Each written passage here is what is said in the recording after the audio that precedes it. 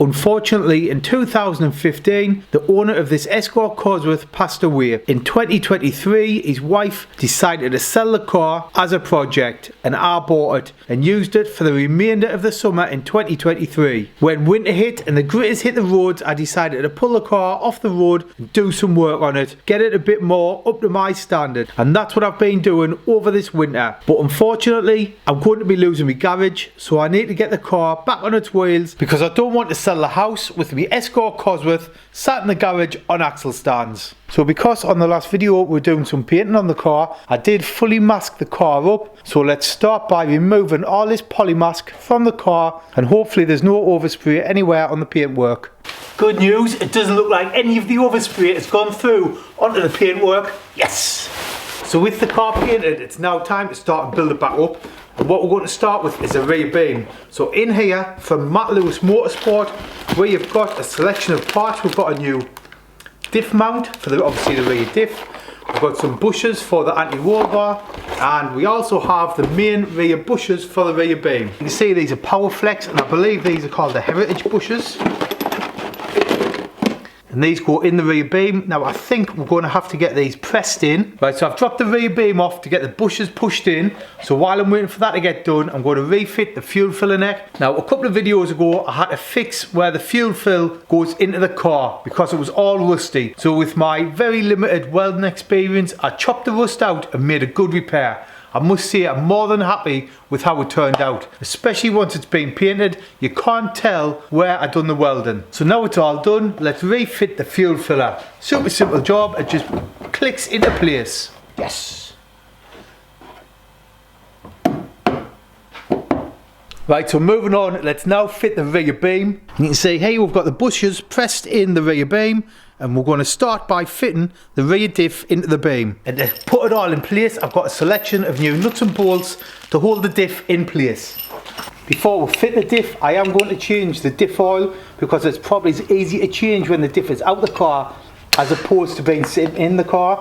And to change this oil, we need to remove this plug, which was tight. You can see there with this plug off, over the lifetime of the car, which has got 55,000 miles, you can see it's got some little cuttings that have collected on the magnet in the diff plug. We'll take these out before we put this plug back in, these cuttings. That's some dirty old diff oil, that. So that rear diff plug is now nice and clean. Let's see what the oil's like inside the diff. And to see what the oil's like, we'll just tip it out in this aluminium tray.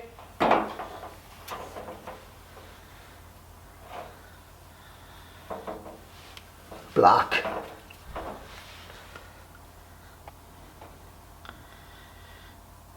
So you can see how black that oil was that came out. So what I'm going to do is I'm going to put some clean oil in, then we'll pour it back out and put some fresh stuff back in, just to kind of clean it out inside.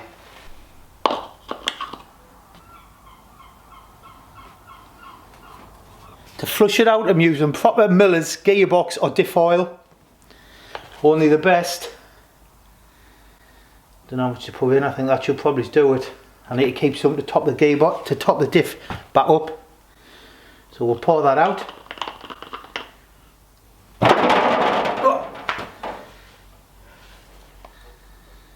You see that clean stuff compared to the dirty stuff that's came out?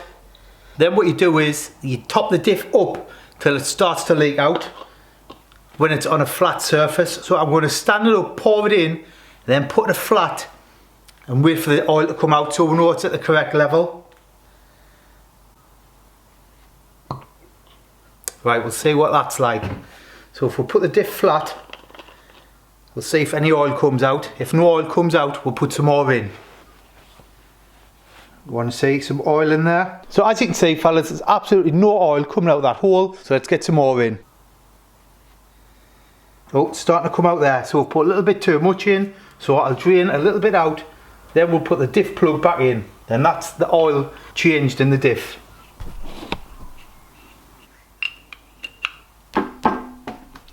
Then we'll clean off the spillage with a bit of brake cleaner.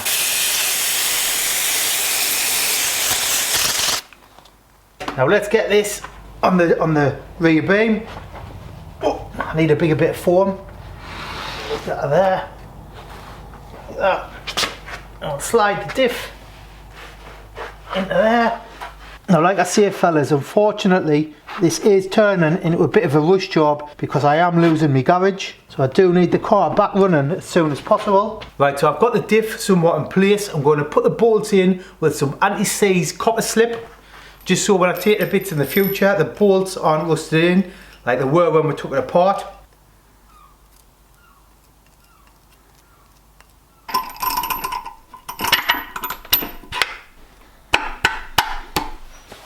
Then we'll put a washer on there, a little bit of slip, then the nut.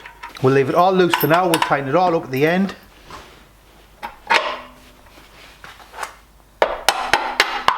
Washer, bit of copper slip, and a nut. Right, so there's a diff in the rear beam, so let's now mount it with this rear diff hanger. This is, the original one was knackered, it was all baggy, so this is a new one from Matt Lewis Motorsport. So we'll get this on the car, and if you're interested in one of these, by the way, I'll leave all links below in the description. And before fitting the diff, I like to clean the threads out with a tap. A tap is basically like a drill for threads. It cleans all the threads, gets them nice and clear for when you put your new bolts in. Once the tap's been down, I'll then clean the threads out with some WD-40 to wash any dirt and cuttings out. Right, then let's get this on there. 2 bolts. And it bolts to the car. You've got your 4 spaces on the top there to hold it to the underside of the car. This is getting quite heavy now, so I might put this on without putting the bottom arms on, and hopefully we'll put the bottom arms on when everything's in place.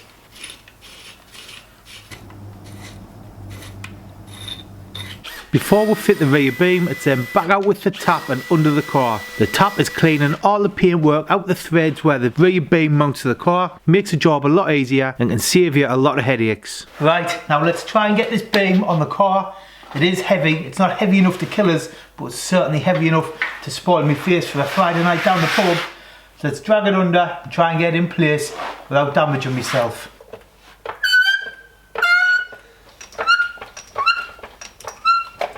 Let's see if we'll get a bolt in the diff.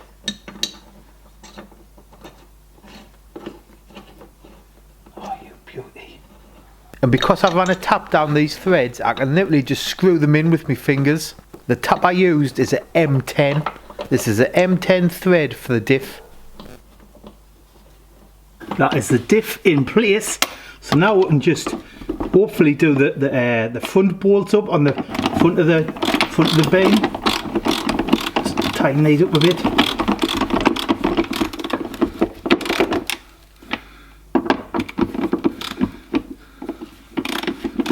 So then on the top of the diff we've got this breather tube, and if you turn the diff upside down or sideways, the diff oil will leak out of this. So anyway, this goes in that little hole there so the water can't get in it. Then we'll get this big long M12 bolt that holds the front of the rear beam on the car.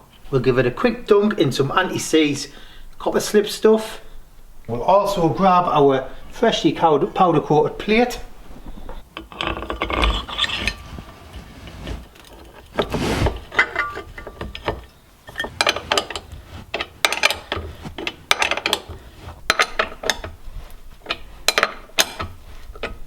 Now I'm going to leave this bolt loose for the minute because this plate needs to spin round and it actually bolts where I've got the axle stand, so I'll have to bolt this all up properly when we put the car back on the floor and I can get it on my ramp. But this is going pretty good, so we'll jump over the other side and we'll put that other bolt on.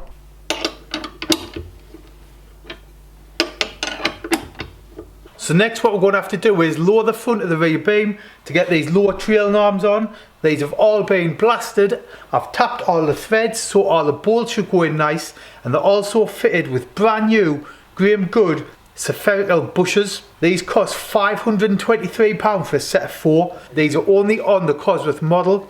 A normal Sierra or Escort just runs rubber bushers, so that was a bit of a bummer. Pulling out 520 quid for a set of spherical rear bushers. And to fit the rear trailing arms, we've got a selection of new nuts, bolts and washers, all brand new. so it should all go together absolutely perfectly. So we'll just undo them bolts what we've just done up to get the trailing arms in, because I've never done this before and we're learning as we go, fellas. So like I say, we undo the front of the rear beam so it drops down so we can get the bolts in for the rear trailing arms.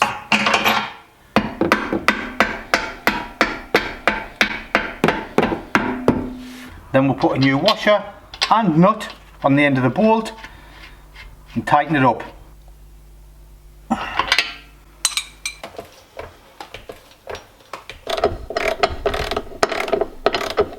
So with that bolt in and tight, it's then time to jump in the middle of the car and do one more bolt that holds the rear trailing arm under the car. And it's the same process: new bolt, new washer, new nut and a bit of copper slip. That is the driver's side done. I'll do the passengers, then I'll catch up with you for the next job. Right, now next we're going to build up the rear hubs. We need to put the bearings in. This is where the brake caliper attaches, and unfortunately I've noticed the powder coaters obviously don't know what goes where, but they've powder coated over the seating faces where the brake caliper attaches. So we need to clean that powder coating off while keeping this face perfectly flat for the brake caliper. We need to do it on the front and the back, and to do it while keeping it perfectly flat, I'm going to use a big long file and I'm just going to put it on like that and rub it gently to take the powder coating off.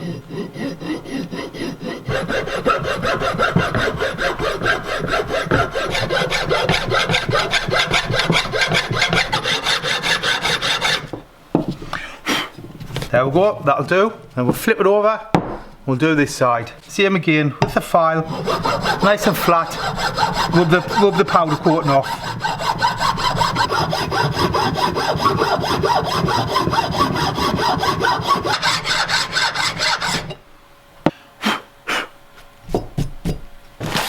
Now next we've got some wheel bearings to fit in the hub. See there, we'll come with the dust shields, and there's a big nut in there that goes on the end of the hub. But these are the bearings. So we'll take one of these out. Now the bearing comes apart, so it's in two parts like that. We need this part here out of both packets. So we'll open this other one. No, this one's already open. So we'll take that out. We'll put them there and we'll use these. Now normally these get pressed in, but I'm in my garage and I don't have a press.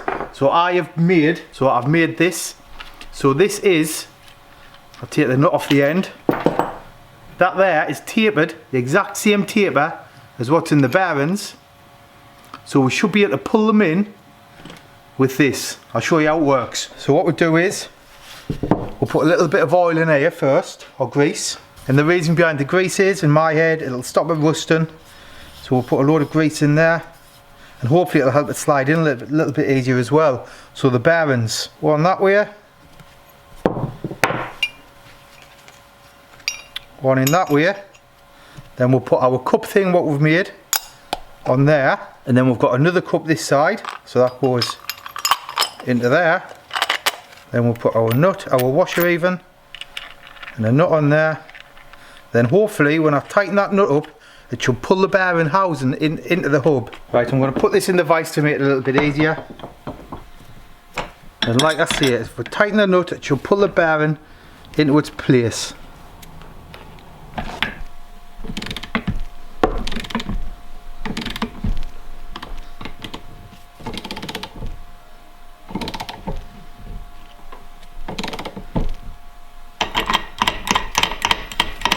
Then just like that, we've got a set of rear bearing housings pressed in the rear hub of the car. So let's now get it on the car. So this hub, what we've just pushed the bearing housings into, bolts onto there, through the 4 bolts there. But you can see it's all bare metal behind. So I'm just going to put some general purpose grease on, just to stop it going rusty while we're using it over the year. Just like that. That should stop this getting any rustier. And hopefully protect it over the next year or so when we're using it. Then we'll put this rear hub onto the car, like that. Then with a little bit of thread lock on the threads, we'll put them on the car.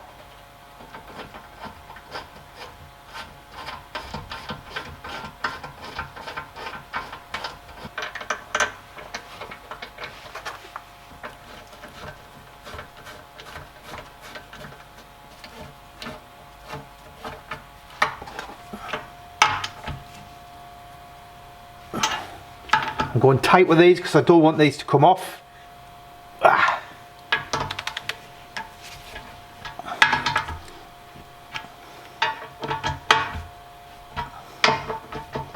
Then next we'll get this grease, and this is ideal for wheel bearings.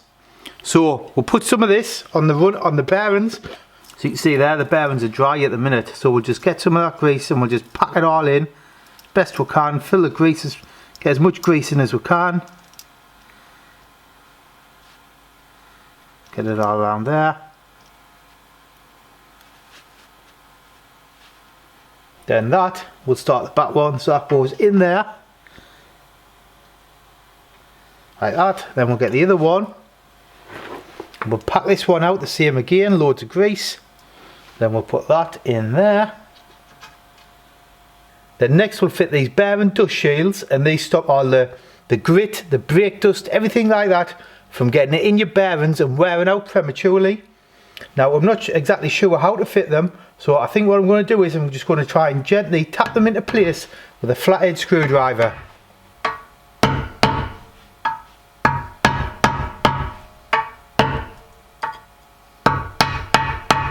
Right, now next we need to put this part on. This is where your wheel bolts do. Then we've got this part that goes through the bearings, what we've just done. And them splines lock together, and that area here is where your bearings are sitting, what we've just put in. So let's get this on the car. So this hub goes in first. We need to get this diameter in the bearings.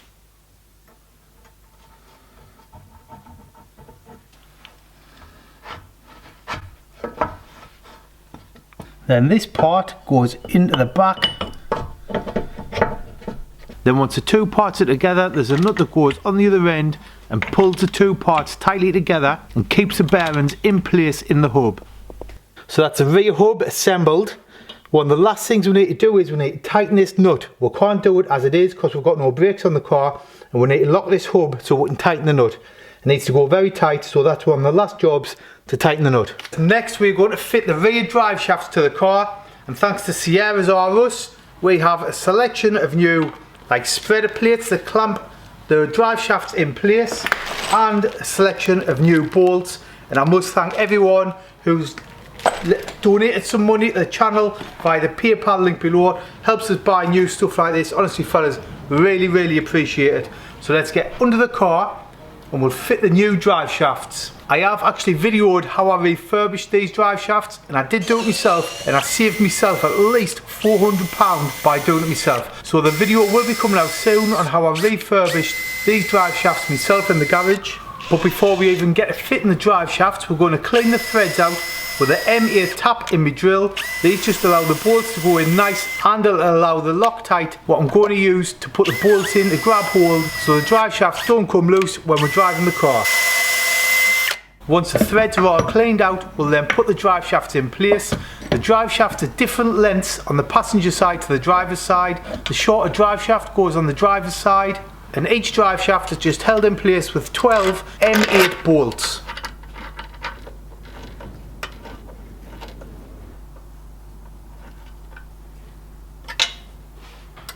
Right, so the last job is to tighten these up. Now they have got Loctite on and they're only M12 bolts.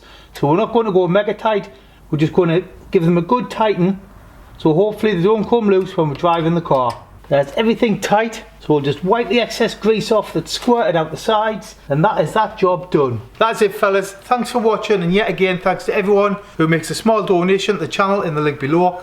If you want to see more Cosworth content, don't forget to subscribe, and I'll catch you on the next video. Cheers!